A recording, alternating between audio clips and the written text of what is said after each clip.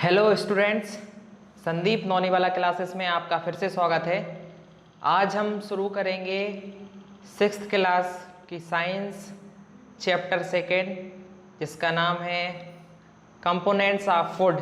हिंदी में बात करें तो भोजन के घटक। आप स्क्रीन पर देख रहे हैं भोजन के घटक हिंदी में, और इंग्लिश में बोलें तो कंपोनेंट्स ऑफ फूड। पहले हम इंग्लिश से शुरू करेंगे और फिर साथ साथ हिंदी भी बताते जाऊंगा। तो आप अच्छे से तैयारी कर ली होगी आपने फर्स्ट लेसन की। अब हम सेकंड लेसन शुरू करते हैं। तो आप स्क्रीन पे देख रहे हैं कंपोनेंट्स ऑफ फूड।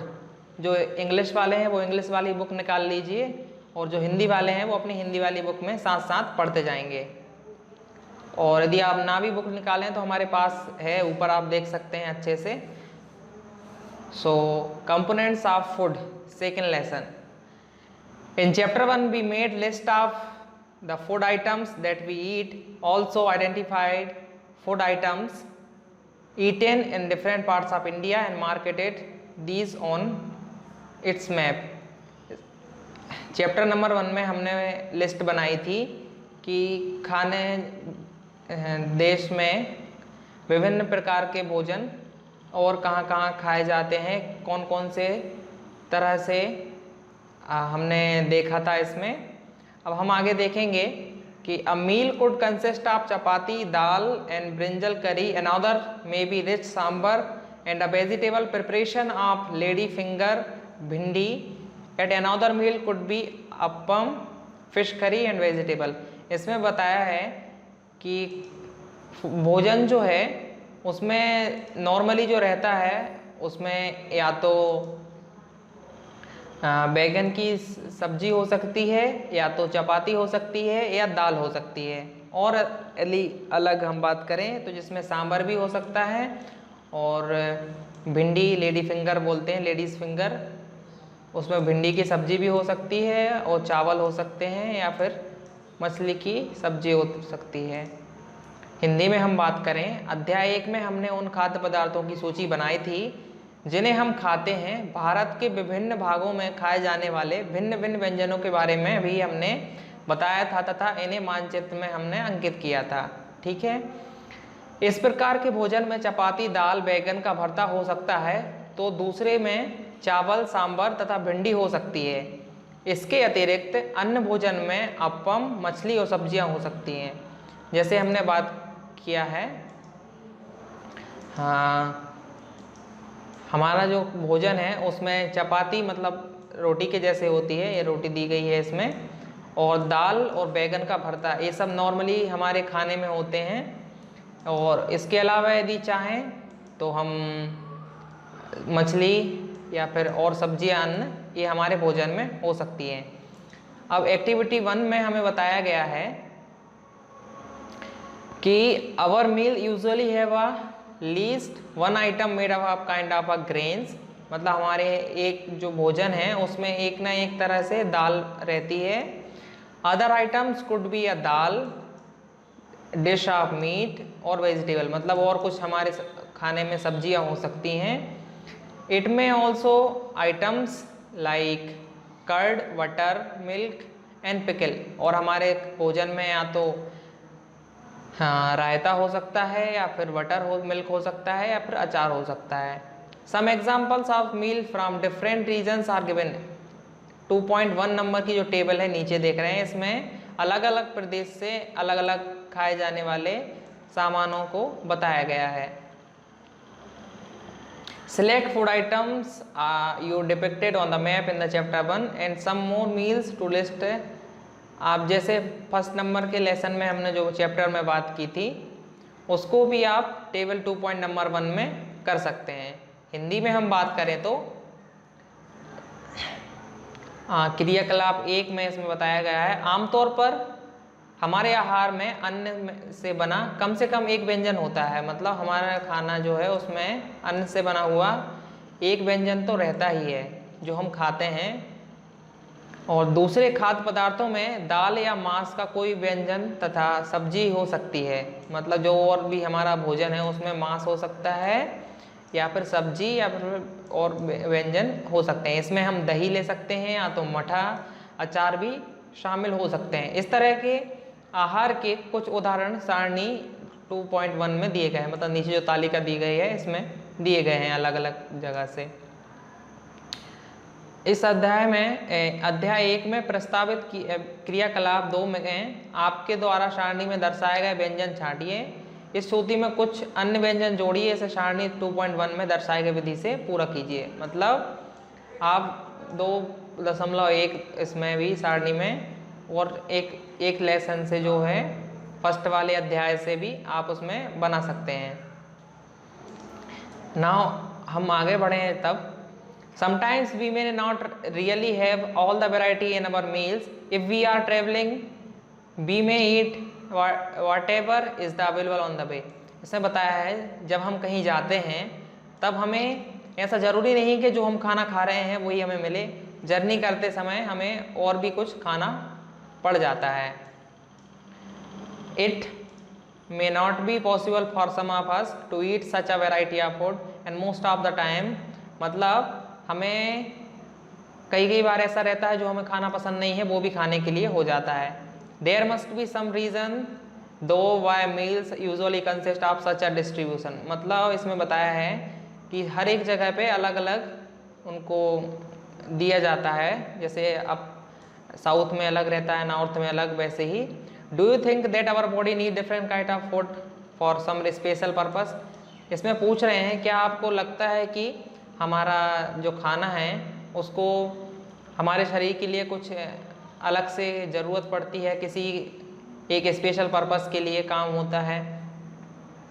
और मैं जो मार्क लगा रहा हूँ आप चाहें तो नहीं लगाइए, बट जैसे यदि कहीं कहीं मैं बताते जाऊँगा उसको आप मार्क कर लीजिए। मार्केट से आप मार्कर ले सकते हैं, उससे आप मार्क करेंगे तो और अच्छे से, आप कोई सा भी कलर ले सकते हैं मार्कर का जिससे आपको अच्छे से दिखाई दे। ज़्यादातर लोग ऐसा वाला मार्कर ले लेते हैं और ऐसे कलर कर लेते हैं अपनी कॉपीज़ को। इसमें ये मार्कर है, ऐसे आप इम्पोर्टेंट टॉपिक्स को जिससे मार्क कर सकते हैं। हिंदी में हम बात करें, कभी कभी हम अपने भोजन में वस्तुतः इन सभी व्यंजनों को नहीं ले पाते हैं। यदि हम यात्रा में हों तब हम वो नहीं खा लेते हैं जो रास्ते में उपलब्ध हो। इससे हम कुछ लोगों के लिए संभव नहीं हो पाता है कि इस तरह के विविध व्यंजन हर समय खा सके। आहार में विभिन्न खाद्य पदार्थों के इस तरह के विवरण का कोई ना कोई आधार होना चाहिए। क्या हमारे शरीर को विशेष व्यंजनों के लिए विभिन्न प्रकार के भोजन की आवश्यकता होती है। इसमें भी वो बता रहे हैं कि क्या आपको लगता है कि हमारे शरीर को अलग अलग तरह के भोजनों की ज़रूरत होती है। और इसमें बताया है ऊपर कि जब हम कहीं यात्रा पे जाते हैं, मतलब कहीं हम जा रहे हैं, तो ऐसा ज़रूरी नहीं कि हमने जो खाना घर पे खाया है वही हमें वहाँ खाने को मिले। जर्नी से याद आया, एक बार हम अपने यात्रा के लिए गए थे, मतलब हम सफ़र किया था, हमने दूर का सफ़र था। तब हम गुवाहाटी स्टेशन पर थे। उस टाइम मतलब मुझे डोसा खाना बिल्कुल पसंद नहीं था, तो अब कुछ नहीं था तो उसको फिर मुझे मतलब मजबूरी में भी डोसा खाना पड़ा। फिर अब धीरे धीरे अब आदत बन गई है अच्छा खाने की।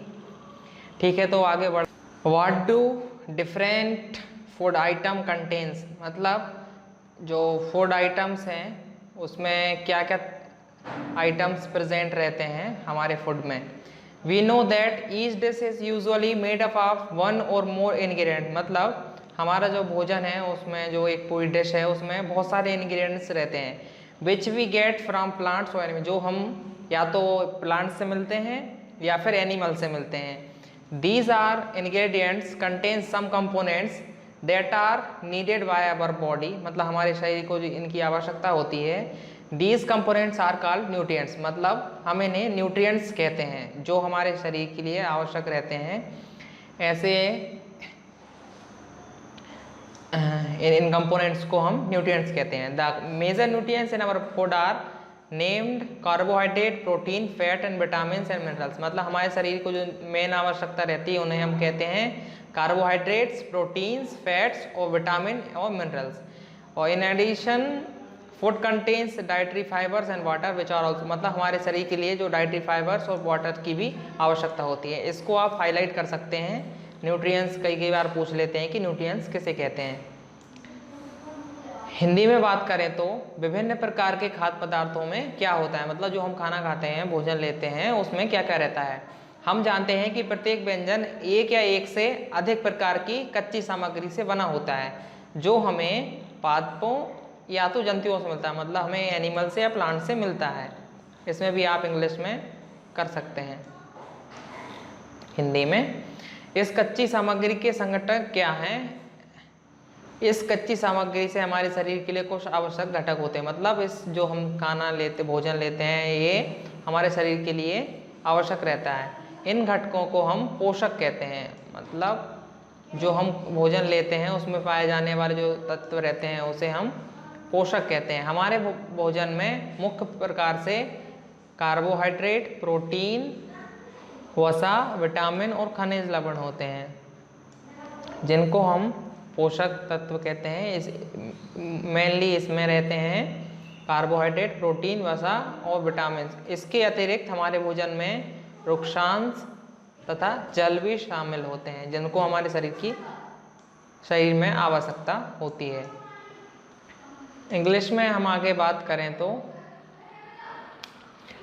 Do all food contains all these nutrients which with some simple methods we can test, मतलब हम सिंपल मेथड के द्वारा इनको पता कर सकते हैं। वेदर कुक फूड और raw ingredient contain one or more item these nutrients, मतलब हम ये पता कर सकते हैं कि जो इंग्रेडिएंट जो ऊपर दिए गए हैं, जो हमारे भोजन में या फिर हम खाना बने हुए खाने से या फिर कच्चे वाले खाने से पता कर सकते हैं कि हमारे खाने में कौन कौन सा न्यूट्रिएंट्स है।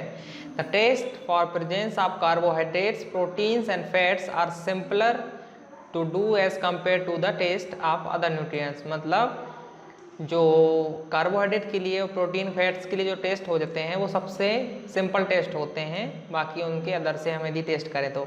लेट अस डू और रिकॉर्ड, मतलब हम इन्हें कुछ रिकॉर्ड करते हैं और इनका टेस्ट करते हैं।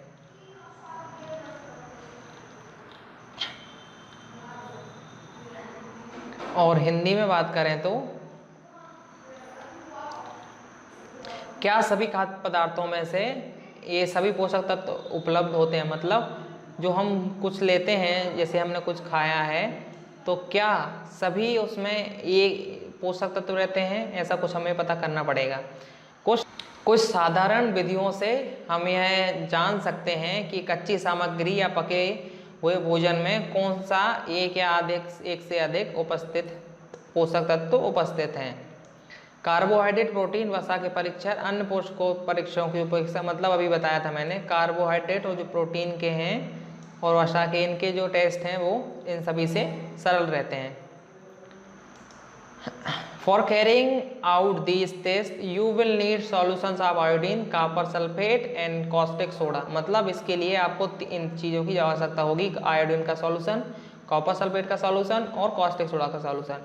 You will also need a few test tube, मतलब इसके लिए हमें परख नली, हिंदी में परख नली बोलते हैं, इंग्लिश में टेस्ट ट्यूब बोलते हैं, जो जिसका साइज ऐसा रहता है, कांच की बनी हुई होती हैं, और ड्रॉपर की जरूरत है। ड्रॉपर ये इन लोगों ने लिया हुआ है यहाँ पर।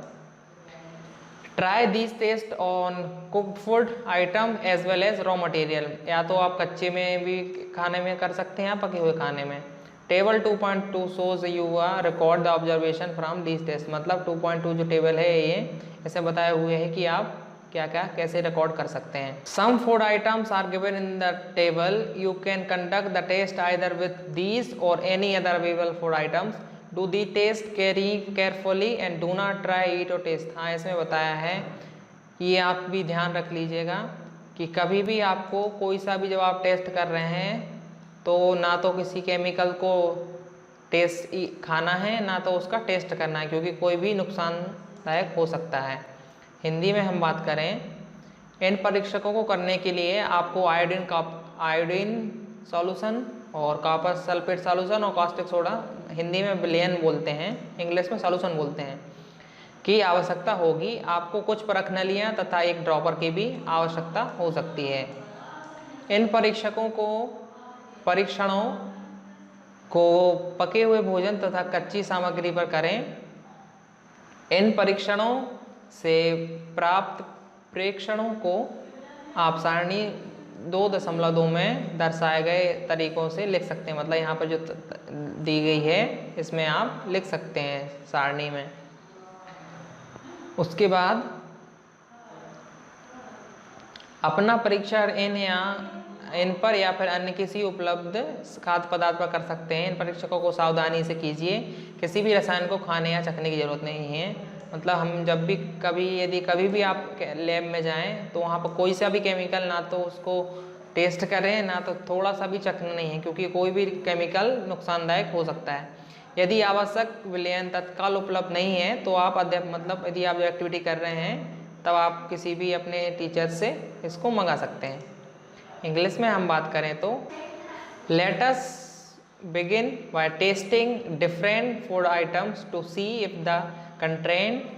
दे कंटेन्स कार्बोहाइड्रेट। मतलब पहले हमें कार्बोहाइड्रेट्स का टेस्ट करना है कि कार्बोहाइड्रेट है या नहीं है।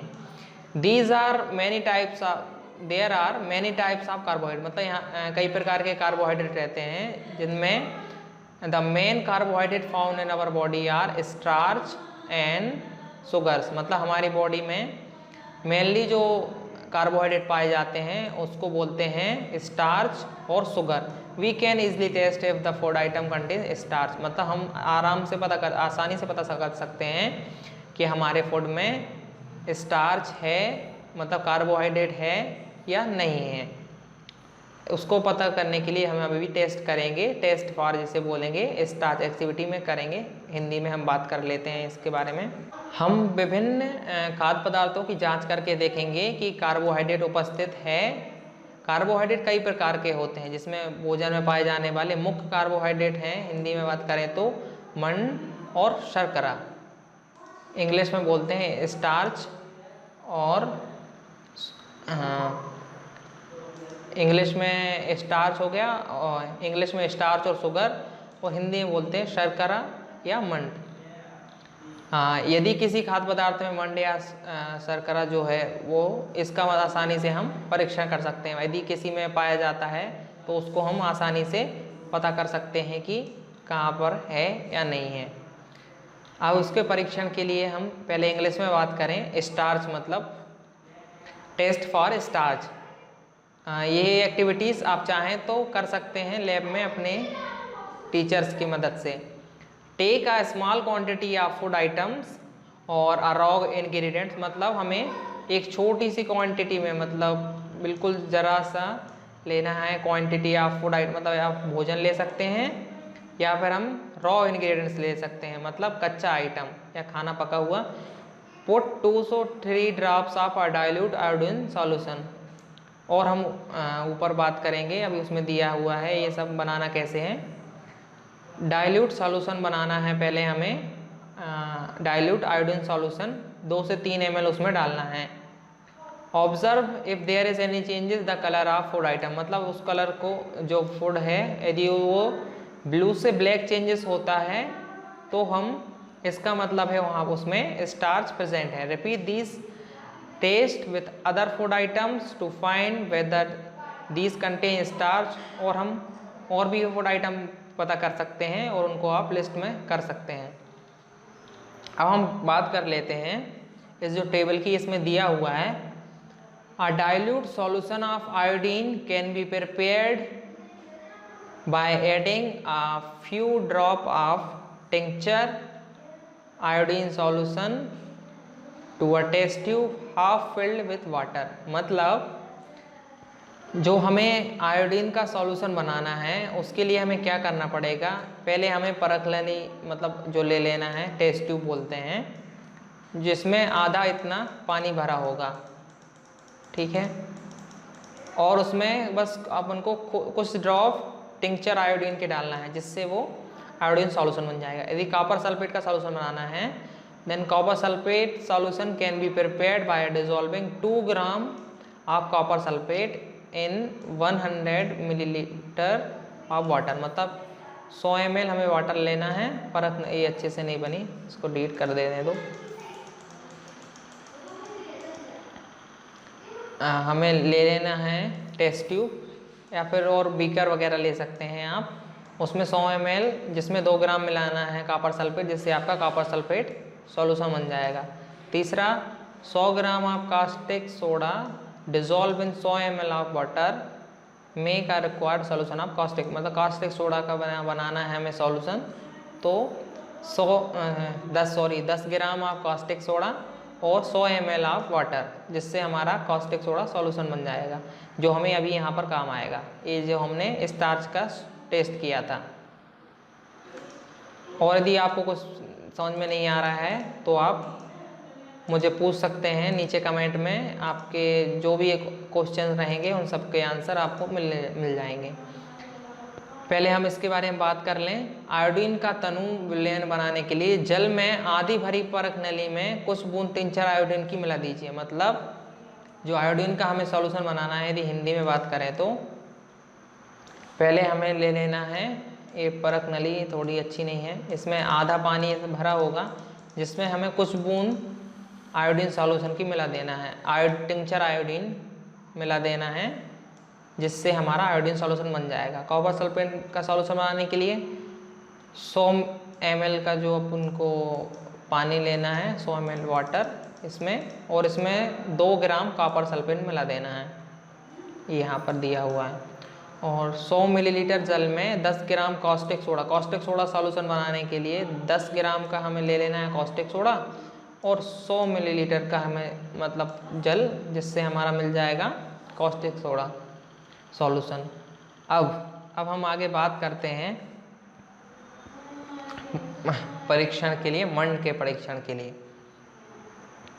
परीक्षण के लिए खाद्य पदार्थ या कच्ची सामग्री की अल्प मात्रा लीजिए, मतलब छोटा सा हमें टुकड़ा ले लेना है।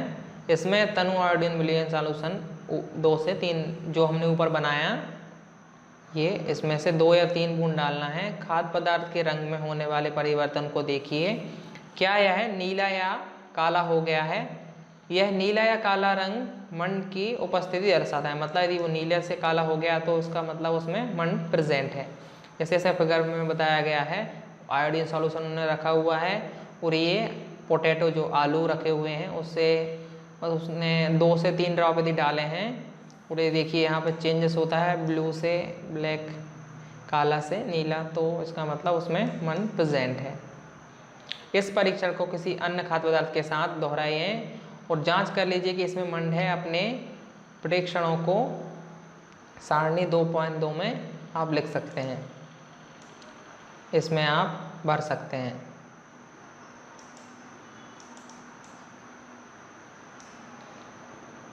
आगे हम बात करते हैं इंग्लिश में। टेस्ट फॉर प्रोटीन, मतलब हमें प्रोटीन के लिए टेस्ट करना है। Take a small quantity of food items for testing if the food you want to test is a solid, मतलब यदि वो सख्त है, कड़ा हुआ है, तो उसको पहले हमें पाउडर फॉर्म में बनाना पड़ेगा, मतलब पेस्ट बनाना पड़ेगा, या फिर उसका पाउडर फॉर्म बना सकते हैं। It grind or mash a small quantity of food item, मतलब उसमें से कुछ स्मॉल क्वांटिटी हमें ले लेना है। Put some of this item in एक खाली टेस्ट ट्यूब हमें ले लेना है ऐसा, और उसमें हमें इस जो छोटी छोटी क्वांटिटी हमने ली थी आइटम्स की उसको डालना है। Put some of this in clean test tube and 10 drop of water, 10 बूंद हमें इसमें पानी डालना है, और उसको अच्छे से मिला लेना है, जिससे हमारा एक सॉल्यूशन बन जाए। Now using a dropper at 2 drop of solution of copper sulphate, हमें कॉपर सल्फेट की सॉल्यूशन उसमें मिलाना है, और 10 drops of solution of caustic soda, और कॉस्टिक सोडा की भी 10 ड्रॉप इसमें मिलाना है, दोनों एक साथ मिलाना है, और उसको अच्छे से then shake well and let the test tube stand a few minute. What do you see these are violet, violet colour indicate presence of protein, मतलब यदि उसमें वॉयलेट कलर आ गया तो इसका मतलब है उसमें प्रोटीन प्रेजेंट है, ये दिखाया है इसमें। Now you can repeat this test of other food item, मतलब और आप इसके साथ अलग अलग के साथ परीक्षण कर सकते हैं कि उसमें क्या प्रेजेंट है। हिंदी में बात करें प्रोटीन के लिए परीक्षण। प्रोटीन के परीक्षण के लिए किसी खाद्य पदार्थ की थोड़ी मात्रा लीजिए, मतलब जो कुछ हम टेस्ट करने जा रहे हैं उसकी थोड़ी सी क्वांटिटी ले लेना है। जिस खाद्य पदार्थ को का परीक्षण करना है, यदि वो ठोस है तो पहले उसका पेस्ट अथवा चूर्ण बनाने की आवश्यकता होती है। मतलब अब उसको जैसे यदि बहुत कड़ा हुआ है, ठोस है, मतलब सॉलिड है, तो उसको पहले आपको पेस्ट या फिर उसका पाउडर बनाना पड़ेगा। खाद्य पदार्थ की थोड़ी सी मात्रा पीसकर या मसल कर उसके चूर्ण को एक साफ परख नली में डाल दें। 10 बूंद डालकर उसे अच्छी तरह हिलाएं। मतलब पहले 2 से 3 जो है उसका टुकड़ा डाल दिया और 10 ml पानी डाल के उसमें, जैसे ये परख नली हो गई, इसमें 2 से 3 बूंद जो हमें फूड है वो डाल दिया और उसमें पानी भर देना है 10 बूंद। ठीक है। अब ड्रॉपर की मदद से हमें ड्रॉपर ले लेना है और उसमें कॉपर सल्फेट और कॉस्टिक सोडा। कॉस्टिक सोडा कितना मिलाना? कॉपर सल्फेट की 2 बूंद डालना है और कॉस्टिक सोडा की 10 बूंद डालना है और इसको अच्छे से हिलाना है, शेक करना, मतलब अच्छे से ऐसे। आप चाहें तो इसको एक इंस्ट्रूमेंट रहता है उसमें भी डाल सकते हैं या फिर ऐसे हाथ से नॉर्मली हिला सकते हैं। जब यदि आप उसमें देखते हैं कि जो खाद्य पदार्थ है यदि उसका रंग बैंगनी रंग हो गया है, मतलब वॉयलेट, बैंगनी रंग खाद्य पदार्थ में प्रोटीन की उपस्थिति दर्शाता है। अब इस परीक्षण को किसी दूसरे खाद्य पदार्थ के साथ आप दोहरा सकते हैं और जानने के लिए आप प्रोटीन का टेस्ट और इसके साथ कर सकते हैं। अब हम इसमें और जो बताया हुआ है इन लोगों ने किया है, nutrients presence in some food items. Food item जिसमें इन्हें रॉ पोटैटो लिया है, इसमें स्टार्च प्रेजेंट था, और मिल्क लिया जिसमें प्रोटीन प्रेजेंट था, और ग्राउंडनट लिए जिसमें फैट वगैरह के लिए प्रेजेंट टेस्ट किए थे। और बाकी चाहें तो आप ये भी दाल का, चावल का आप टेस्ट कर सकते हैं। टेस्ट फॉर फैट्स, मतलब हमें फैट्स के बारे में पता करना है। पहले इसको साफ कर लेता हूँ।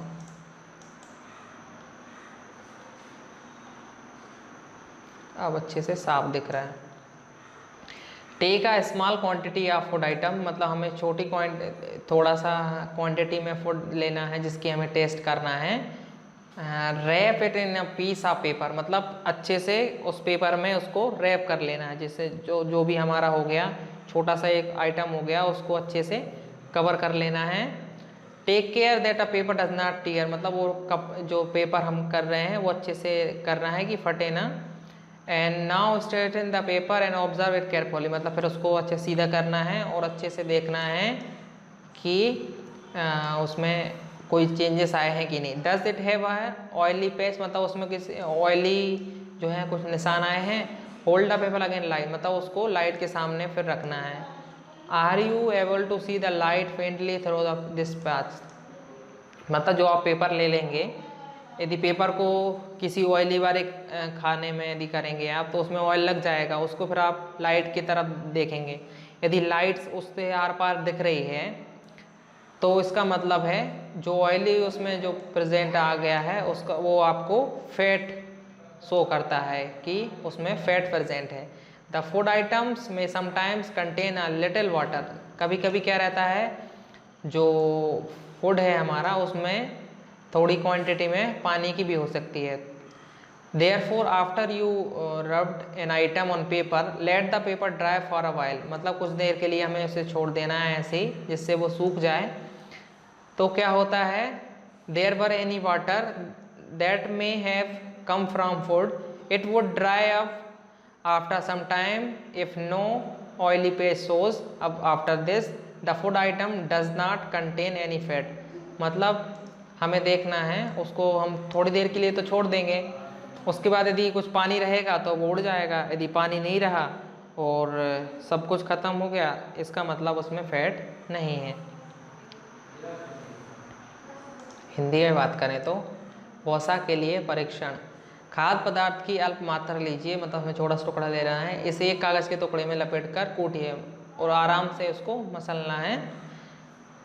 इसको पहले साफ कर लूँ मैं।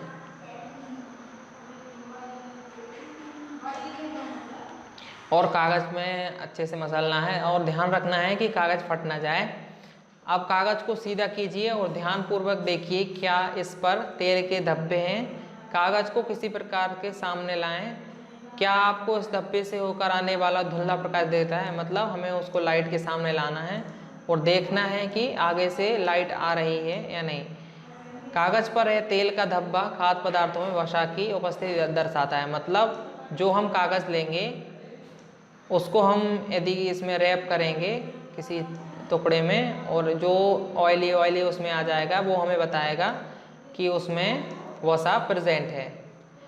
खाद्य पदार्थों में कभी कभी जल की भी कुछ मात्रा हो सकती है, इस दशा में जल की कुछ मात्रा हो सकती है। कई बार क्या होता है, यदि उसमें जो है जल भी आ जाता है, मतलब पानी भी आ जाता है, तो उसको हमें क्या करना है, सूखने के लिए रख देना है थोड़ी देर के लिए। और यदि देखते हैं यदि पानी जो है वो उड़ जाएगा और यदि उसमें ऑयल रहेगा तो ऑयल रह जाएगा, यदि नहीं रहेगा तो इसका मतलब उसमें वसा नहीं है। ये परीक्षण क्या दर्शाते हैं, क्या वसा, प्रोटीन और मंड उन सभी खाद्य पदार्थों में उपस्थित हैं जिनका आपने परीक्षण, मतलब जो आपने टेस्ट किया है क्या उन सभी में ये प्रेजेंट हैं या नहीं है। क्या आपने कोई ऐसा खाद्य पदार्थ पाया जिसमें इनमें से कोई पोषक तत्व उपस्थित ना हो, मतलब ऐसा कोई सा आपने फूड लिया जिनमें ये सभी उपस्थित ना हो। हमने 3 पोषकों मतलब कार्बोहाइड्रेट, प्रोटीन और वसा के लिए जो खाद्य पदार्थों का परीक्षण किया था। अब विटामिन तथा खनिज लवण जैसे अन्य पोषकों भी हमारे खाद्य पदार्थ में उपस्थित रहते हैं, इन सभी के लिए भी हमें क्यों आवश्यकता होती है, ये हमें अब ये पढ़ना है। इंग्लिश में हम बात करें तो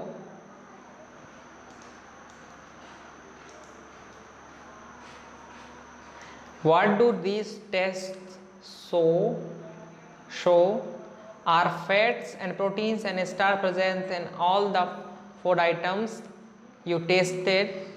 Does a food item contain more than one nutrient, मतलब जो हमारा भोजन है क्या उसमें एक से अधिक न्यूट्रिएंट्स प्रेजेंट रहते हैं।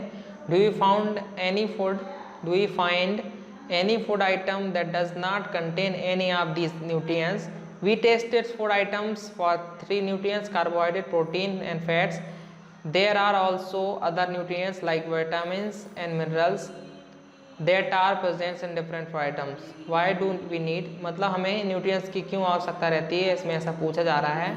और हमने अभी टेस्ट किए थे कार्बोहाइड्रेट्स, प्रोटीन्स और फैट्स के बारे में। उसके अलावा और आगे हम पढ़ेंगे जो हमारे भोजन में रहते हैं उनको बोलते हैं हम विटामिन्स और मिनरल्स। विटामिन्स और मिनरल से याद आया, कई लोग इसका प्रोनाउंसिएशन विटामिन करते हैं और कई लोग इसका प्रोनाउंसिएशन मिनरल्स विटामिन्स करते हैं। तो डिपेंड करता है कि कौन कौन कैसे कैसे उसको कर रहा है। और आप कुछ भी बोल सकते हैं, विटामिन या फिर विटामिन भी बोल सकते हैं। तो हम आगे आप पढ़ना है कि हमें हमारे फूड में क्या क्या न्यूट्रिएंट्स जो हैं वो हमारे खाने में कहाँ कहाँ से हमें मिलते हैं। नाउ हम आगे पढ़ेंगे what do various nutrients do for our body, मतलब जो अलग अलग प्रकार के न्यूट्रिएंट्स हैं, कार्बोहाइड्रेट हो गया, विटामिन हो गया, मिनरल हो गया, प्रोटीन, फैट, ये सभी हमारे शरीर में क्या काम करते हैं। Carbohydrates mainly provide energy to our body, मतलब कार्बोहाइड्रेट जो है वो मेनली रूप से हमारे शरीर को हमारे शरीर को एनर्जी देता है। Fat also give us energy, मतलब फैट भी हमें एनर्जी देता है। In fact fat give much more energy as compare to the same amount of carbohydrate, मतलब जो फैट है वो कार्बोहाइड्रेट से भी ज़्यादा एनर्जी देता है। मतलब यदि हम सेम इतना क्वांटिटी में कार्बोहाइड्रेट लेंगे, इतना फैट लेंगे, तो दोनों में से जो फैट है ये ज़्यादा एनर्जी दे देगा। Food containing fat and carbohydrate are also called energy giving food, मतलब जो हमें कार्बोहाइड्रेट हैं और फैट्स हैं वो जो फूड हमें देते हैं, फैट्स और कार्बोहाइड्रेट, उन्हें हम एनर्जी गिविंग फूड कहते हैं, जो हमें 2.3 और 2.4 में दिया हुआ है। और proteins are needed for growth and repair of our body, मतलब प्रोटीन जो है हमारे शरीर के लिए वो ग्रोथ के लिए चाहिए रहता है, मतलब आगे बढ़ना हेल्दी होने के लिए, और हमारे शरीर में जो कुछ भी नुकसान होता है उसको रिपेयर करने के लिए। Foods proteins are often call body building, मतलब जो प्रोटीन है उसे हम बॉडी बिल्डिंग फूड कहते हैं। जो फूड आइटम है, ऐसे फूड जिससे हमें प्रोटीन मिलता है, उसको हम बॉडी बिल्डिंग फूड भी कहते हैं। जिसके एग्जाम्पल हमें दिए हुए हैं, आप देख सकते हैं। एक कार्बोहाइड्रेट्स हमें मिलता है, स्वीट पोटैटो हो गया, व्हीट, राइस, बाजरा, पोटैटो, शुगर केन, पपाया, ये सब कार्बोहाइड्रेट्स हैं। मतलब जो हम नॉर्मली जैसे हमें मिल जाते हैं पोटैटो, आलू हम डेली जो खाते हैं उसमें हमें कार्बोहाइड्रेट मिलता है, और स्वीट पोटैटो से भी मिलता है, व्हीट से भी मिलता है, और राइस वगैरह इन सभी में कार्बोहाइड्रेट रहता है। उसके बाद जो फैट के सोर्सेस हैं, जिसमें ग्राउंड जो नट्स हो गए, जो सभी प्रकार के ऑयल हो गए और तिल हो गया, इन सभी में ये हो गया प्लांट सोर्स। और एनिमल सोर्स में मीट, घी, मिल्क, बटर, एग, इन सभी में फैट रहता है, एनिमल सोर्स हो गए। अब बात करें तो प्रोटीन का सोर्स, जिसमें मूंग, ग्रेन, तुअर दाल, बीन्स, पीस, सोयाबीन, इन सभी में प्रोटीन रहता है। ये सभी हो गए प्लांट सोर्स, प्लांट सोर्स। और एनिमल सोर्स की बात करें तो मीट, फिश, पनीर, एग, इन सभी में पनीर रहता है, इन सभी में प्रोटीन रहता है, सॉरी, पनीर में भी प्रोटीन रहता है। उसके बाद हम यदि हिंदी में बात करें तो विभिन्न पोषक तत्व जो हैं हमारे शरीर के लिए क्यों क्या काम करते हैं, हम क्यों इन सभी को लिया करते हैं। कार्बोहाइड्रेट मुख्य रूप से हमारे शरीर को ऊर्जा प्रदान करते हैं। वसा से भी हमें ऊर्जा मिलती है। वास्तविकता यदि यह है कि यदि कार्बोहाइड्रेट की तुलना में वसा की समान मात्रा से हमें अधिक ऊर्जा प्राप्त होती है। मतलब यदि हम कार्बोहाइड्रेट जो फूड है सेम इतना लें और सेम इतना प्रोटीन वाला वसा वाला लें, तो उससे ज़्यादा कार्बोहाइड्रेट की ज़्यादा जो वसा वाला प्रोडक्ट है वो हमें ज़्यादा एनर्जी दे देगा। वसा और कार्बोहाइड्रेट भोजन को ऊर्जा देने वाले भोजन कहते हैं। मतलब जो ऐसे भोजन जिनसे हमें कार्बोहाइड्रेट मिलते हैं और जिसमें वसा रहता है, उनको हम ऊर्जा देने वाले भोजन भी कहते हैं। इनके लिए हम चित्र देख सकते हैं 2.3 और 2.4 आप देख सकते हैं, ऐसे अच्छे दिखेंगे। पहले ऊपर वाले को बता देता हूँ, जिसमें ऊपर शकरकंदी, आलू, गन्ना, पपीता, तरबूज, आम, इन सबको एग्जाम्पल्स में कई बार क्वेश्चन पूछ लेते हैं कि कार्बोहाइड्रेट के सोर्स बताइए, तो आप इन सब के एग्जाम्पल याद कर सकते हैं। और वसा की हम बात करें तो जो सभी प्रकार के तेल होते हैं इन सभी में वसा रहता है। और तिल, मूंगफली, ये हो गए प्लांट सोर्स, मतलब पादप वाले सोर्स। और एनिमल वाले सोर्स जो हैं, जंतु वाले स्रोत, वो हैं मांस, मछली, घी, दूध और मक्खन, इन सभी में वसा रहता है। यदि हम बात करें तो अब प्रोटीन की, तो प्रोटीन की आवश्यकता शरीर की वृद्धि और स्वस्थ रहने के लिए रहती है। प्रोटीन युक्त भोजन को हम शरीर वर्धक भोजन भी कहते हैं। ऐसा एग्जाम में पूछ लेते हैं कि ऐसे कौन से भोजन जिनको हम शरीर वर्धक कहते हैं, उनका एग्जाम्पल भी दीजिए। तो ये सब एग्जाम्पल हम यहाँ पर बताएंगे। तो एग्जाम्पल की बात करते हैं, चना, मूंग, तुअर दाल, राजमा, मटर, सोयाबीन और मांस, मछली, ये सब एनिमल सोर्स हो गए। अब हम आगे बढ़ते हैं।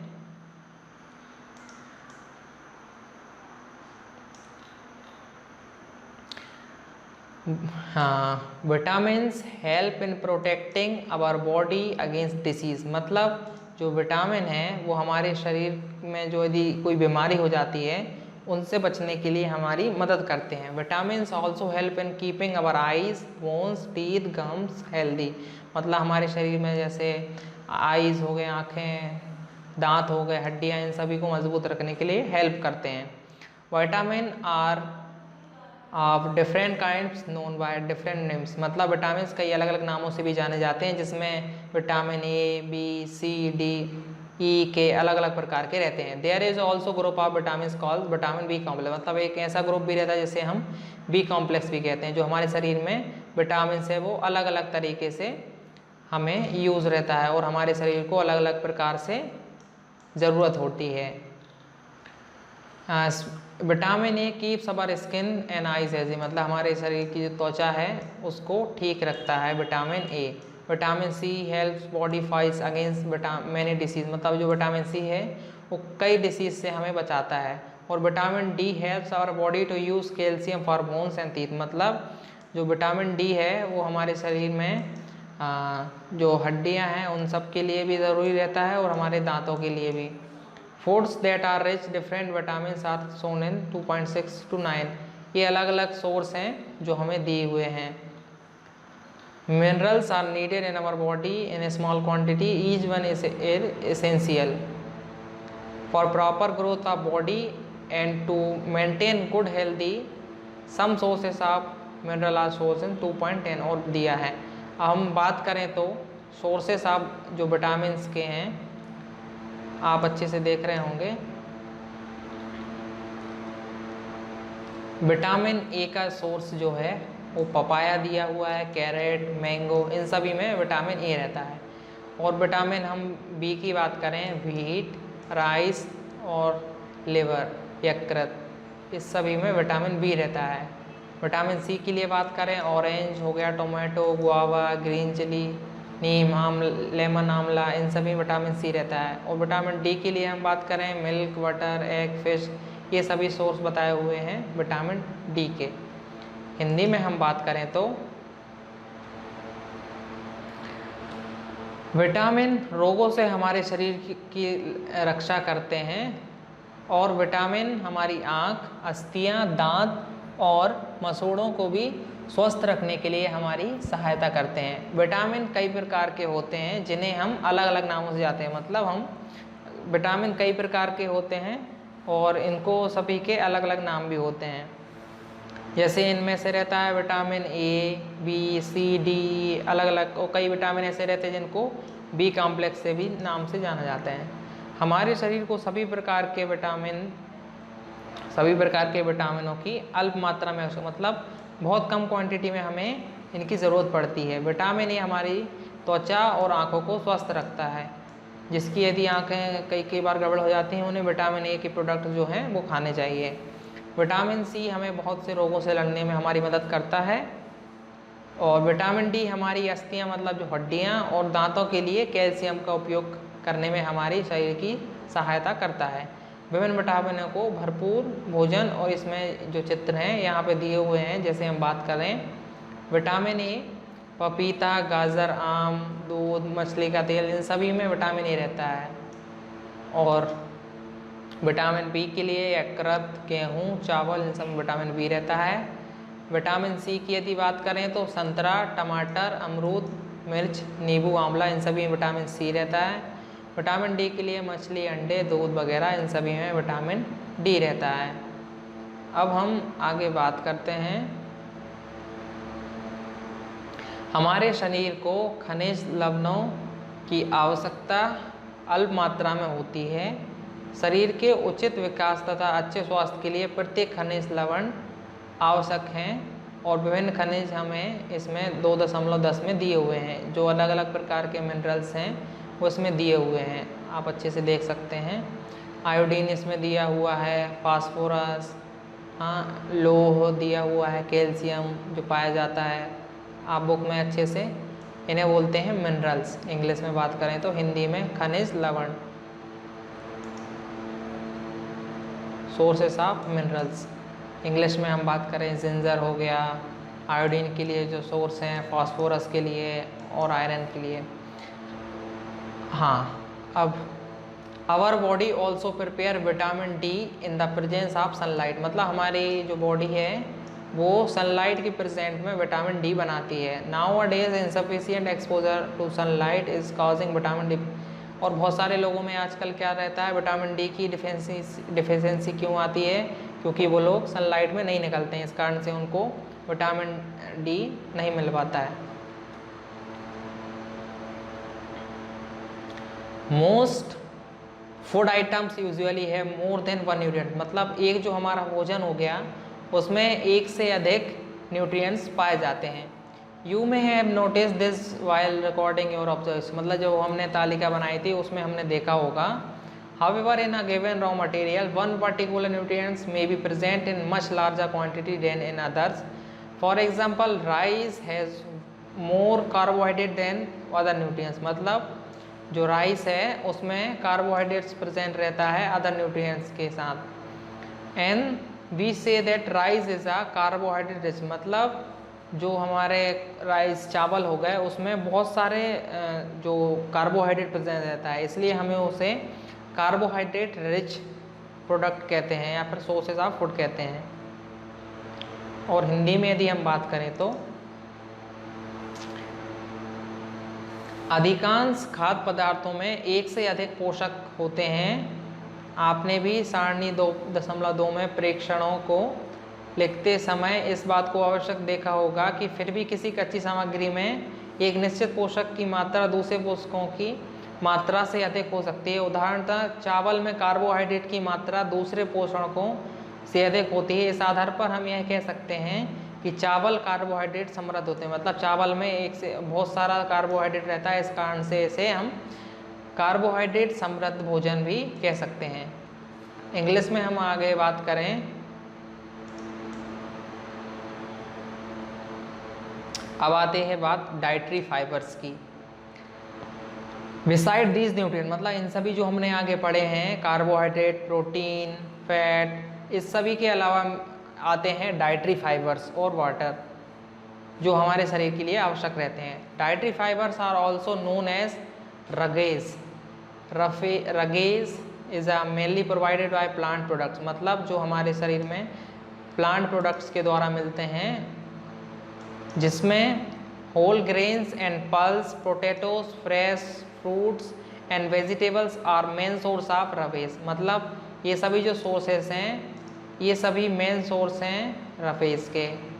Roughage does not provide any nutrients, मतलब जो रफेज है वो हमारी शरीर को कोई भी न्यूट्रिएंट्स नहीं देता है, but is an essential component of our food and add to its bulk.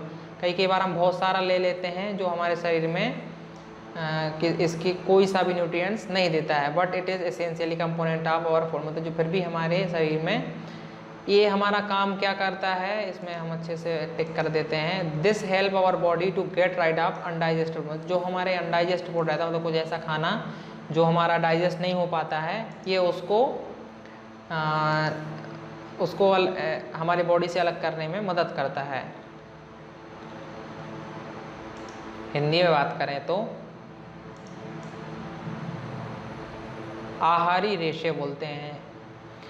इन पोषकों के अलावा हमारे शरीर को आहारी रेशों तथा जल की आवश्यकता होती है। आहारी रेशे रुक्षांश के नाम से भी जाने जाते हैं। आहारी रेशे रुक्षांश के नाम से भी जाने जाते हैं। हमारे शरीर खाने में रुक्षांश की पूर्ति मुख्यतः पादप स्रोत जिसके रहे आलू, दाल और साबुत खाद्यान्न, ताज़े फल सब्जियां रहते हैं। हमारे शरीर को पोषक प्रदान नहीं करते हैं, फिर भी हम हमारे खाने में भोजन का आवश्यक अवलय है और इसका आयतन बढ़ा देते हैं। रुक्षांश बिना पचे भोजन को बाहर निकालने में हमारे शरीर की, ये मेनली इनका काम क्या रहता है, हमारे शरीर से जो वेस्ट जो अनडाइजेस्ट फूड रहता है, मतलब जो बिना पचा हुआ खाना रहता है और उसको हमारे शरीर से बाहर निकालने में ये सभी हमारी मदद करते हैं।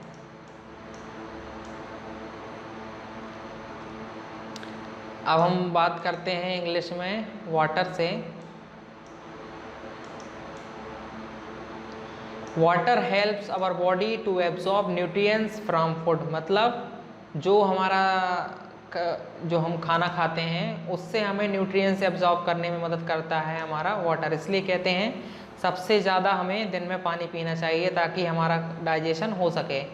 It also helps in throwing out our waste from body like in the form of as urine and sweat. मतलब हमारे शरीर से जो वेस्ट है और हमारे से बॉडी का बैलेंस बनाने के लिए ये मदद करता है और यूरिन और स्वेट के रूप में ये बाहर निकालता है। Normally we get most of water that our body needs from liquid we drink. मतलब जो हम जैसे पानी पीते हैं, दूध लेते हैं, चाय लेते हैं, इस सभी से हमारे शरीर में वाटर जो लेवल है वो हो जाता है। In addition we add water to most cook food, let's see if there is any sources of which provide water to our body. और कई बार कहता है हम खाने में भी पानी डाल के जो बनाते हैं उससे भी हमारी इसको वाटर की जो रिक्वायरमेंट है वो पूरी हो जाती है। हिंदी में बात करें, जल भोजन में उपस्थित पादपों को जल भोजन में उपस्थित पोषकों को अवशोषित करने में हमारे शरीर की सहायता करता है। यह कुछ अपशिष्ट पदार्थ जैसे कि मूत्र तथा पसीने को भी शरीर से बाहर निकालने में सहायता करता है। मतलब जो वेस्ट रहता है उसको हमें अलग करने में ये मदद करता है। हमारे शरीर को जितनी जल की आवश्यकता होती है वो हमें उन वस्तुओं से मिल जाता है, जैसे हम दूध वगैरह, चाय वगैरह पीते हैं, इस सभी से भी हमें भोजन से हमें जो है जल की आवश्यकता पूरी हो जाती है। अब हम आगे बढ़ेंगे, इंग्लिश से शुरू करते हैं। एक्टिविटी नंबर 3 में हम बात करते हैं टेक अ टोमेटो और अ फ्रूट लाइक लेमन। मतलब जो एक लेमन की तरह है या फिर टोमेटो मतलब टमाटर, हमें एक ऐसा प्रोडक्ट लेना है जिसको लेमन जैसे रहे, जिसमें ऐसे ऐसे बने नहीं रहते हैं ये, तो उसके एक पीस लेना है। Do your hand get wet while doing this. मतलब जब हम उसको लेंगे, उसका टुकड़ा लेंगे, तो हम देखेंगे कि हमारे हाथ में कुछ पानी आ जाएगा, मतलब उससे कुछ पानी निकलता है। Carefully observe whenever vegetables and fruits are being cut, peeled, grinded and mashed at your home. Do you found any fresh vegetable or fruit that do not contain some amount of water. मतलब जब आप खाना काटते हैं घर में, mummy लोग जब खाते हैं, आप ये देखिएगा कि कई कई ऐसे भी रहते हैं जिसमें पानी नहीं निकलता है। We see that many food materials themself contain. मतलब हम बहुत सारे ऐसे देखते हैं जिनमें ऑलरेडी पानी की मात्रा होती है। To some extent our body needs are met by these waters and apart from this we also add waters by cooking. मतलब कई बार हम भोजन में भी मिलाते हैं खाना, तो ये सभी हमें पता करना है। हिंदी में हम बात करें तो एक टमाटर अथवा नींबू जैसा कोई फल लें, इसे छोटे छोटे हिस्सों में काट लें। क्या ऐसा करते समय आपके हाथ गीले होते हैं? जब भी आपके घर में किसी फल या सब्जी को काटा या छीला या मसला जाता है तो ध्यानपूर्वक देखिएगा कि आपके हाथ जो हैं, आपके हाथ में पानी आ जाएगा, आपके हाथ में पानी की मात्रा होगी, जल की मात्रा।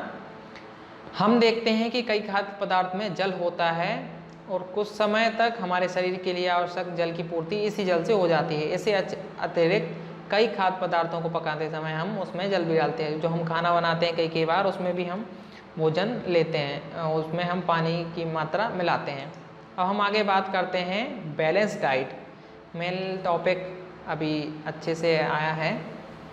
The food we normally eat in a day is our diet. मतलब जो हम दिन में भोजन लेते हैं उसे हम कहते हैं एक diet. For growth and maintenance of good health our diet should have all the nutrients that our body needs in right quantity. मतलब हमारे शरीर को स्वस्थ रहने के लिए, जो ग्रोथ और डेवलपमेंट के लिए एक रिक्वायरमेंट और सही क्वांटिटी में हमें फूड लेना चाहिए। नॉट टू मच और not too little of our other. मतलब ना तो कोई ज़्यादा होना चाहिए ना तो कोई कम होना चाहिए, सभी एक लिमिट में रहना चाहिए। The diet should also contain a good amount of roughage and water. Such a diet is called balance diet. मतलब जो बैलेंस डाइट रहती है जिसमें क्या होता है, एक बैलेंस मतलब राइट क्वांटिटी, मतलब ना तो कुछ ज़्यादा रहता है ना कम, ऐसी डाइट को हम बोलते हैं balance diet. Do you think that people of all age need the same type, मतलब क्या आपको लगता है कि जैसे कोई बच्चा है, कोई बूढ़ा है और अलग एज का है, क्या सभी को एक एक खाने की ज़रूरत होती है? Do you also think that what we need for a balance diet would depend on amount of physical work, मतलब जो हम डेली खाना खाते हैं, क्या ऐसा लगता है कि जितना हम काम करेंगे उतना हमें खाने की ज़रूरत होती है? ऐसा वो लोग पूछ रहे हैं। Prepare a chart of whatever you eat over a period of a week, check whether all the nutrients mentioned are present in one or other food items being eaten within a day or so. Pulses, groundnuts, soybeans and sprouted seed, मूंग या बैंगन, gram.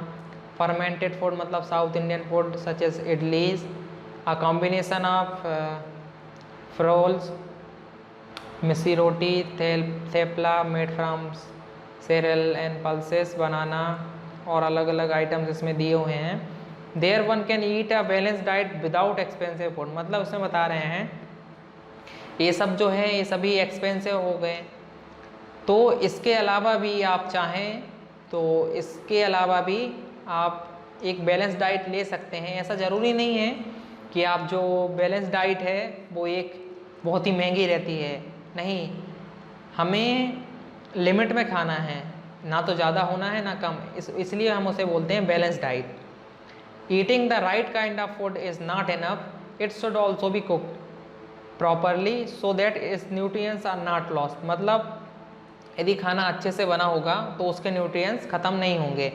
So the nutrients are not lost, are you aware that some nutrients get lost in process of cooking, और कई बार ऐसा भी रहता है हम जो भोजन पकाते हैं उस पकाने की प्रोसेस में भी कुछ न्यूट्रिएंट्स खत्म हो जाते हैं।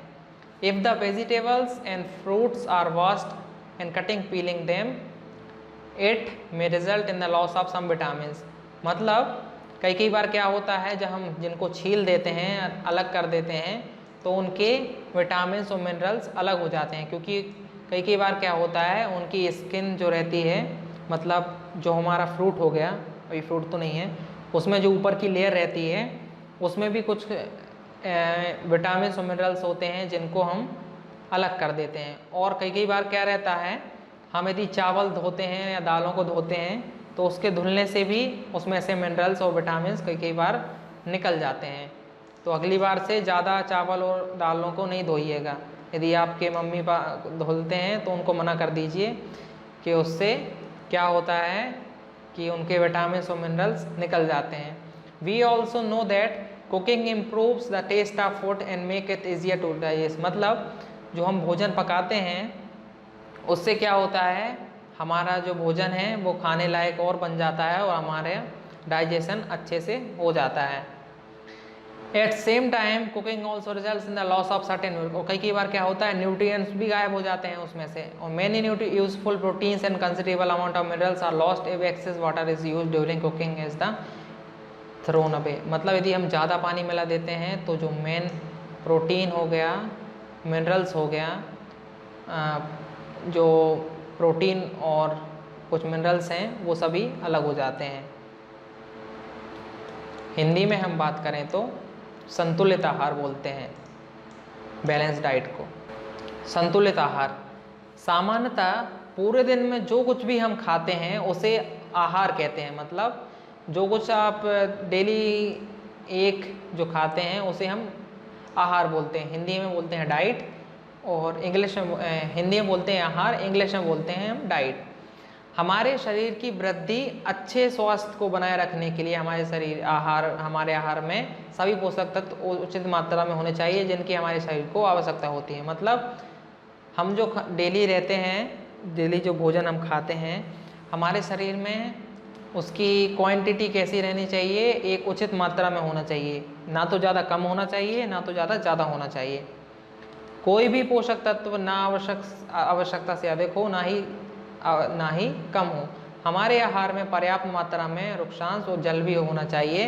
इस प्रकार के हम आहार को हम बोलते हैं संतुलित आहार, मतलब जो बैलेंस डाइट जिसको इंग्लिश में बोलते हैं कि जो हमारे शरीर में सब कुछ बैलेंस रहता है, ना तो कम रहता है ना ज़्यादा रहता है, उसे हम संतुलित आहार बोलते हैं।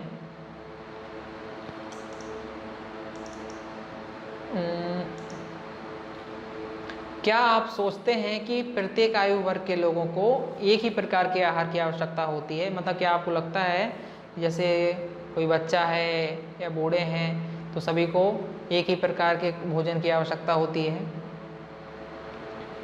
एक सप्ताह की अवधि में आप जो भी खाते हैं उसका एक चार्ट तैयार कीजिए और जांच कीजिए कि प्रतिदिन जो भोजन आप करते हैं क्या उसमें सभी पोषक तत्व, मतलब एक हमें इसमें बोल रहे हैं करने के लिए, आप ऐसे लिस्ट बना सकते हैं और इसमें पता कर सकते हैं कि आपने क्या क्या खाया है, कि इसमें सब कुछ उपलब्ध है या नहीं। दालें, मूंग दाल, सोयाबीन, अंकुरित बीज, किण्वित भोजन जो दक्षिण भारत में जैसे इडली वगैरह रहते हैं, आटे का मिश्रण, मिस्सी रोटी, थेपला अनाज, केला, पालक, सत्तू कई पोषक उपलब्ध कराते हैं। इसलिए कोई व्यक्ति अल्प व्यय से भी संतुलित आहार ले सकता है। मतलब ऐसा ज़रूरी नहीं है कि हम बहुत सारा पैसा लगाएंगे तभी हम एक बैलेंस डाइट या संतुलित आहार खा पाएंगे। हम नॉर्मली भी बैलेंस डाइट खा सकते हैं। उचित प्रकार का भोजन करना ही पर्याप्त नहीं है, इसे उचित तरीके से पकाना भी चाहिए ताकि इससे पोषक तत्व नष्ट ना हो। मतलब ऐसा ज़रूरी नहीं है कि हम खरीद के सीधा खा लें, उसको हमें पका के भी खाना है ताकि उसमें जो न्यूट्रिएंट्स हैं, जो पोषक तत्व हैं वो नष्ट ना हो। क्या आप जानते हैं कि पकाते समय भी कुछ पोषक तत्व नष्ट हो जाते हैं? मतलब जो हम भोजन लेते हैं और जिसको हम पकाते टाइम भी बहुत सारे जो पोषक तत्व हैं वो उसमें से नष्ट हो जाते हैं। छिलका उतार कर यदि सब्जियों और फलों को धोया जाए तो यह संभव है कि उनके कुछ विटामिन नष्ट हो जाते हैं। इसलिए कई बार क्या कहते हैं कि आलू को छीलने के बाद धोया ना जाए, इसलिए उसको पहले से धो के फिर छीला जाए, नहीं तो उससे कुछ विटामिन मिनरल्स निकल जाते हैं। सब्जियों और फलों की त्वचा में कई महत्वपूर्ण विटामिन, खनिज, लवण होते हैं। चावल और दालों को बार बार धोने से उनमें से उपस्थित विटामिन और कुछ खनिज लवण अलग हो जाते हैं। मतलब कई बार रहता है यदि बार बार उनको धुलते हैं तो उनसे भी विटामिन और लवण अलग हो जाते हैं। हम सभी जानते हैं कि पकाने से भोजन का स्वाद बढ़ जाता है। मतलब हम जब जानते हैं यदि हम खाना जो पकाते हैं टेस्टी हो जाता है उससे अच्छा, और उसको पचाने में भी आसानी होती है। इसके साथ साथ पकाने में कुछ पोषक तत्वों को हानि भी हो सकती है। मतलब कई बार क्या रहता है, कुछ ऐसे तत्व भी रहते हैं जो खत्म हो जाते हैं। यदि भोजन पकाने से अत्यधिक जल का उपयोग किया जाए तो उसे और बाद में उसे फेंक दिया जाए तो कई लाभदायक प्रोटीन तथा खनिज लवण की हानि हो जाती है। मतलब यदि हम खाना बनाते टाइम ज़्यादा उसमें पानी डाल देते हैं तो उससे भी नुकसान हो जाता है। मतलब वो जो भोजन है उसमें पाए जाने वाले जो तत्व हैं वो भी नुकसान कर सकते हैं। पकाने में विटामिन सी आसानी से गर्मी से नष्ट हो जाता है। ये रही मेन बात, आप नोटिस भी कर सकते हैं।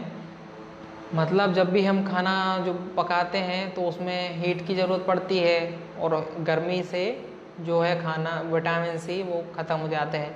क्या है, वो उचित नहीं होगा कि हम अपने आहार में फल और कच्ची सब्जियों को शामिल करें। मतलब यदि हम कच्चा जो है सब्जियां खाएंगे, मतलब कच्चा तो टेस्ट नहीं होगा और डाइजेशन भी नहीं होगा, तो उससे हम अच्छे से आहार ले पाएंगे और हमारा जो फल वगैरह ज़्यादा खाएंगे तो हम हेल्दी रहेंगे।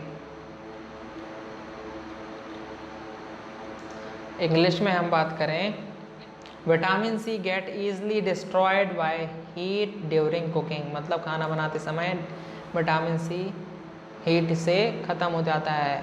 Would it not be sensible to include some fruit and raw vegetables. मतलब हमारे भोजन में कच्चा खाना भी रखना चाहिए कुछ, और फ्रूट्स तो लेना ही चाहिए जिससे हमारा हेल्दी रहे। नाउ आगे बढ़ते हैं हम। Boojho thought that fat would be the best food to eat. मतलब बूजो कह रहा है कि जो फैट है वो सबसे ज़्यादा अच्छा फूड है खाने के लिए। All the time a katori bowl of food will give much more energy than a katori of carbohydrate rich food. मतलब जो एक कटोरी कार्बोहाइड्रेट वाला फूड हो गया और एक कटोरी फैट वाला फूड हो गया, तो जो फैट वाला फूड है वो ज़्यादा एनर्जी देता है कार्बोहाइड्रेट वाले से। तो ऐसा पूछ रहा है, वो ऐसा सोच रहा है। So he ate nothing but food rich in fat, जैसे जो उसने फूड केवल फैट वाला फूड खाया, जैसे फ्राइड फूड लाइक समोसा खाया उसने, पूरी मलाई रबड़ी sweets. Do you think he was right, क्या आप सोचते हैं क्या वो सही है? मतलब ज़्यादा फैट अकेला उसने ऑयली खाना खाया तो क्या वो सही है? No, of course not. If it can be very harmful for us to eat too much fat rich food and be may end up suffering from a condition like obesity. मतलब यदि हम ज़्यादा ऐसा खाना खाएंगे तो हमें एक कंडीशन आ जाएगी जिसको हम कहेंगे ओबेसिटी। मतलब जो ज़्यादा हम ऑयली खाना खाएंगे उससे हमें ओबेसिटी आ जाती है। हिंदी में बात करें तो बूझू ने सोचा कि हर समय वसायुक्त खाना ही सर्वोत्तम भोजन हो सकता है। एक कटोरी कार्बोहाइड्रेट युक्त भोजन की अपेक्षा एक कटोरी वसायुक्त भोजन अधिक ऊर्जा देगा। क्या ऐसा सही है? अतः उसने तली हुई चीज़ें जैसे समोसा, पूरी, मलाई, रबड़ी, पेठा आदि प्रयुक्त वसायुक्त भोजन भी खाया, इसके अलावा कुछ नहीं खाया। तो क्या आप सोचते हैं कि वह ठीक था? नहीं, ऐसा वो बिल्कुल भी ठीक नहीं था, क्योंकि ऐसा खाने से क्या हो जाता है? मोटापा आ जाता है। तो जितने भी लोग हैं उनको हमें बैलेंस डाइट लेना चाहिए, ठीक है। अब हम हिंदी में इंग्लिश में बात करते हैं। Dietary deficiency diseases. A person may be getting enough food to eat, but sometimes the food may not contain a particular nutrients. मतलब हम बहुत सारा खाना खाते हैं, लेकिन कई बार क्या होता है, जो हमारा भोजन है उसमें न्यूट्रिएंट्स रहते नहीं हैं। देन फिर क्या होता है, if this continuous over a long period of time the person में सफ़र फ्रॉम डिफिशियंसी। मतलब यदि हम खाना खा रहे हैं और कुछ मतलब नहीं निकल रहा है तो हमारे शरीर में डिफिशियंसी हो जाती है। Deficiency of one or more nutrients can cause disease और डिसऑर्डर। मतलब हमारे शरीर में जो डिफिशियंसी है, यदि एक या एक से अधिक न्यूट्रिएंट्स से होती है तो उसको वो या तो बहुत बड़ी बीमारी बन जाएगी या फिर एक डिसऑर्डर हो जाएगा। Disease that occur due to a lack of nutrients a long period of time is called deficiency disease. मतलब किसी लंबे समय से, मतलब बहुत टाइम से हम खाना खा रहे हैं, लेकिन खाना तो खा रहे हैं लेकिन हमें उससे कुछ मिल नहीं रहा है, कुछ न्यूट्रिएंट्स नहीं मिल रहे हैं, तो एक टाइम क्या होगा, हाँ वो एनर्जी नहीं मिलेगी तो हमें कुछ रोग लग जाएंगे, कुछ बीमारी हो जाएगी। तो ऐसी बीमारी को बोलते हैं deficiency disease. If a person does not get enough protein in his और her long time he or she likely to be stunted growth, swelling of face। कई बार क्या होता है, जैसे यदि जो कोई पर्सन है, यदि उसके भोजन में प्रोटीन नहीं है तो उसका या तो स्किन में प्रॉब्लम हो जाएगी, उसका चेहरा सूजा सूजा होने लगता है और उसके बालों का कलर उड़ जाता है, उसकी हाइट रुक जाती है। ये प्रोटीन के कारण होता है। If the diet of is a deficient in both carbohydrate and protein for a long period of time, the growth may stop completely, such a person become very lean or thin, so weak and he cannot work। कई बार कहता है यदि भोजन में carbohydrate और protein नहीं रहता है तो ग्रोथ पूरी तरह से रुक जाएगी और जो उसकी पर्सन की हालत है वो बहुत ज़्यादा ख़राब हो जाएगी। कई बार वो इतना पतला दुबला हो जाएगा कि वो अच्छे से चल भी नहीं पाएगा। Deficiency of different vitamins and minerals may also result in certain disease and disorders। Some of listed और तालिका में दिए हुए हैं जो मिनरल्स और विटामिन्स की कमी से होते हैं, वो जो जिसके कारण रोग लग जाता है। All deficiency disease can be prevented by taking balanced diet। यही बताया है कि बैलेंस डाइट लेने से कोई भी हमें डिफिशियंसी नहीं होगी, इसलिए अच्छे से बैलेंस डाइट लेना बहुत ज़रूरी है, प्रॉपर खाना। In this chapter we ask our self the reason widely variety food of different regions has a common distribution, the distribution we find ensure that meals have balance diet and nutrients, मतलब अलग अलग जो भोजन पाए जाते हैं जिसमें अच्छे से भोजन पाया जाता है या नहीं, ये हमें पता करना है। और ये टेबल हम अभी हिंदी के बाद डिस्कस करते हैं।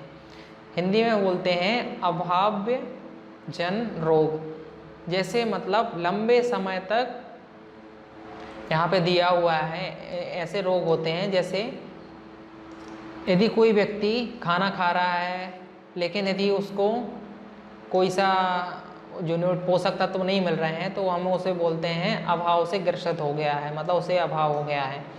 हाँ, उसके बाद यदि एक से अधिक पोषक तत्व उस शरीर को नहीं मिल पा रहे हैं और लंबे समय तक हो गया है, मतलब बहुत टाइम तक यदि पोषक तत्व नहीं खाना खा रहा है तो भोजन नहीं मिल पा रहा है, मतलब भोजन ले रहा है लेकिन उसमें पोषक तत्व नहीं मिल रहे हैं, तो उसे हम बोलेंगे अभावजन्य रोग। इंग्लिश में बोलते हैं डिफिशियंसी डिसीज। यदि कोई व्यक्ति अपने भोजन में पर्याप्त प्रोटीन नहीं लेता है, जैसे यदि कई बार क्या होता है, यदि कोई व्यक्ति प्रोटीन नहीं, यदि बहुत समय तक ले रहा है उसमें यदि प्रोटीन नहीं मिल रहा है तो कई बार क्या होता है, उसका जो चेहरा है वो सूज जाता है, बालों के रंग उड़ जाते हैं, उसकी त्वचा की बीमारियां होती हैं, मतलब स्किन की बीमारियां होने लगती हैं और पेचिस की प्रॉब्लम होती है। यदि प्रोटीन और कार्बोहाइड्रेट, मतलब प्रोटीन और यदि कार्बोहाइड्रेट दोनों लंबे समय तक नहीं ले तो कई बार इतनी कमजोरी आ जाती है कि वो चलने में भी परेशानी हो जाती है, चलने में भी उनको दिक्कत होने लगती है। और टेबल 2.3 में दिया हुआ है विटामिन्स और खनिज लवणों की अभाव से जो कुछ रोग होते हैं वो हम सभी अभी आगे पढ़ेंगे। सभी अभावजन्य रोगों को रोकथाम संतुलित आहार से, मतलब सबसे इसमें बताया है कि हमें बैलेंस डाइट लेना चाहिए, मतलब डेली हमें कितना खाना चाहिए कि ज़्यादा ना हो, मतलब एक क्वांटिटी में हमें खाना चाहिए। इस अध्याय में हमने स्वयं से यह जानने की कोशिश की कि विभिन्न क्षेत्रों के भोजन में इतनी अधिक विविधता होते हुए भी आहार में पोषक तत्वों का वितरण सामान्य है। इस वितरण हमारे भोजन में आवश्यक पोषक तत्वों की उपस्थिति सुनिश्चित करता है। अब हम आगे देखते हैं विटामिन और खनिज लवणों के अभाव के कारण होने वाले रोग। हिंदी में पहले हम इंग्लिश में बात कर लें। हम खाना तो खाते हैं, यदि हमें पोषक तत्व नहीं मिलते हैं तो हमें डिसीज़ या डिसऑर्डर हो जाता है, मतलब यदि बहुत डिफिशियंसी होती है और बहुत लंबे समय तक हो जाता है तब हमें डिसऑर्डर हो जाता है या डिसीज़ हो जाती है। तो हम आप बात करते हैं some disease and disorders caused by deficiency of vitamins and minerals, जिसमें हम बात करेंगे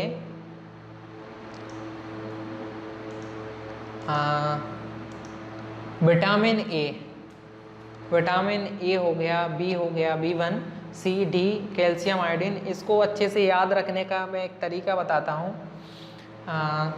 जैसे विटामिन ए हो गया, ए से किसी का नाम रख लिया कि अच्छा नाम नहीं रखा, जैसे ए से कोई अंकल हैं वो उनको दिखाई नहीं देता है तो मतलब दिखने में परेशानी हो जाती है, तो vitamin A loss of vision, मतलब देखने में परेशानी होने लगती है, जिसके कारण सिम्टम्स क्या रहते हैं, कई बार रात में दिखाई नहीं देता है और अंधेरापन में भी हमें अंधेरा हो जाता है तब भी दिखाई नहीं देता है। बी से आराम से याद कर सकते हैं कौन सी डिफिशियंसी होती है, बेरी। ए से लॉस ऑफ विज़न, बी से बेरी, जिसमें क्या होता है हमारी मसल्स जो हैं वो बहुत वीक हो जाती हैं और हमें energy very little energy to work, मतलब हम जब काम करते हैं तो बहुत जल्दी थक जाते हैं। और विटामिन सी से होता है स्कर्वी, इसमें क्या होता है ब्लीडिंग गम्स और won't take long time to heal, मतलब जो घाव भरने में हमें बहुत ज़्यादा टाइम लग रहा है, इसका मतलब हमें विटामिन सी की बहुत ज़्यादा आवश्यकता है। विटामिन डी में रिकेट्स हो जाते हैं, bones become soft and bend, मतलब हमारी हड्डियाँ बहुत मुलायम हो जाती हैं, कई बार मुड़ने लगती हैं। ये किस कारण से होता है, विटामिन डी से। कैल्शियम की कमी से क्या होता है, बोन एंड टूथ डेके, मतलब जो हमारी हड्डियां हैं और दांतों में इनमें परेशानी होने लगती है, जिसके कारण जिसके सिम्टम्स क्या हैं, लक्षण क्या हैं, जो हमारे हड्डियां हैं उनमें दिक्कत होती है, हड्डियां कमज़ोर हो जाती हैं और दांत भी हमारे कमज़ोर हो जाते हैं। आयोडीन की कमी से होता है गुर्टर, आपने देखा होगा सिम्टम्स क्या है इसमें glands in neck appear swollen mental disability in general. कई बार क्या होता है, जो गला है, गले में ये होता है यहाँ पर, और ये फूल जाता है बहुत ज़्यादा, तो उसको हम बोलते हैं ग्वाइटर बोलते हैं प्रोनाउंसिएशन। और आयरन की कमी से होता है एनीमिया, इसमें हमें बहुत ज़्यादा वीकनेस आती है और कई बार कमज़ोरी इतनी आ जाती है कि हम अच्छे से, हमारे जो शरीर की रिकवरी नहीं हो पाती है। हिंदी में बात करें तो विटामिन और खनिज लवणों के अभाव के कारण होने वाले कुछ रोग। विटामिन ए से होता है हमें दृष्टिहीनता, मतलब दिखाई नहीं देने में कमज़ोरी हो जाती, और हमें अंधेरे में दिखाई बहुत कम देता है। उसके बाद हम बात करें तो विटामिन बी से बेरी नामक रोग होता है, जिससे हमारी जो मांसपेशियां हैं वो दुर्बल हो जाती हैं, मतलब कमज़ोरी आ जाती है, काम करने में ऊर्जा में कमी आती है।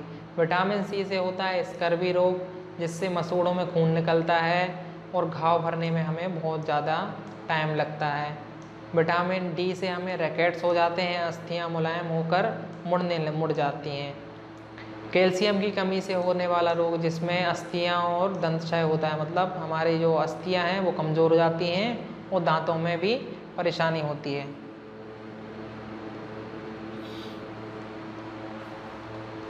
आयोडीन की कमी से घेंगा नामक रोग हो जाता है, गॉयटर बोलते हैं। गर्दन की ग्रंथि का फूल जाना, और बच्चों में मानसिक विकलांगता होती है। और लोस जो आयरन है उससे अरक्तता होती है और कमज़ोरी आ जाती है। आगे हम समरी देख लें कि हमने आखिर इस सब लेसन में हमने क्या क्या, चैप्टर में क्या क्या लिया। हमने इस चैप्टर में पढ़ा है ज़्यादा कार्बोहाइड्रेट्स, प्रोटीन्स और विटामिन्स और मिनरल्स के बारे में, और जिसमें डाइटरी फाइबर्स भी रहते हैं, भोजन के तत्व। और कार्बोहाइड्रेट्स और फैट जो है वो बहुत ज़्यादा हमारे शरीर की आवश्यकता होती है एनर्जी के लिए। प्रोटीन और मिनरल्स के बारे में जो ग्रोथ और डेवलपमेंट के लिए हमें देते हैं।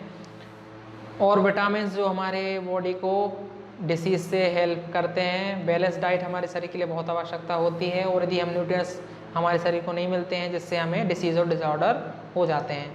हिंदी में हम बात करें, हमारे शरीर को इन सभी की आवश्यकता होती है, मुख्य पोषक तत्व जिसमें कार्बोहाइड्रेट, प्रोटीन, वसा, विटामिन तथा खनिज लवण होते हैं, जिनको, और इसके अलावा आहारी जैसे और जल भी हमें होता है ज़रूरी। कार्बोहाइड्रेट और वसा जो है हमारे मुख्य रूप से ऊर्जा प्रदान करते हैं। प्रोटीन और खनिज लवण की आवश्यकता हमारे शरीर की वृद्धि और रक्षा के लिए होती है। विटामिन हमारे शरीर को रोगों से रक्षा करने में हमारी सहायता करता है, और संतुलित आहार की हमें बहुत आवश्यकता होती है। उसके बाद जो हमें आहार नहीं मिल पाता है, उसकी यदि लंबी अवधि और एक या अधिक पोषक तत्व तो हमें न्यूनतम से विशिष्ट रोग और विकार उत्पन्न हो जाते हैं, मतलब हमें डिफिशियंसी और डिसीज़ हो जाती है यदि हम लंबे समय तक नहीं लेते हैं। ये जो क्वेश्चंस हैं इनका अभ्यास आप कर सकते हैं जो हमने चैप्टर किया है। उसके बाद जो हम आपने ऊपर देख लिया है, और यदि आपको कोई परेशानी जा रही है इस चैप्टर में तो आप हमें कमेंट में ज़रूर बता देना। और आपने इस क्वेश्चन में, इस लेसन में हमने जो चैप्टर में सेकंड में पढ़ा है, और यदि इसमें आपको कोई भी तकलीफ़ जा रही है, यदि आप कुछ नहीं कर पा रहे हैं तो आप हमें कमेंट में बता सकते हैं कि सर ये तकलीफ़ है, या फिर ऐसे आप कुछ बताइए, तो हम आपकी ज़रूर हेल्प करेंगे। और यदि आप नए हैं तो आप इस चैनल को ज़रूर सब्सक्राइब कर लेना और दोस्तों को शेयर कर देना, जिससे वो लोग भी पढ़ सकें। यदि कोई परेशानी है तो हम ज़रूर सॉल्व करेंगे।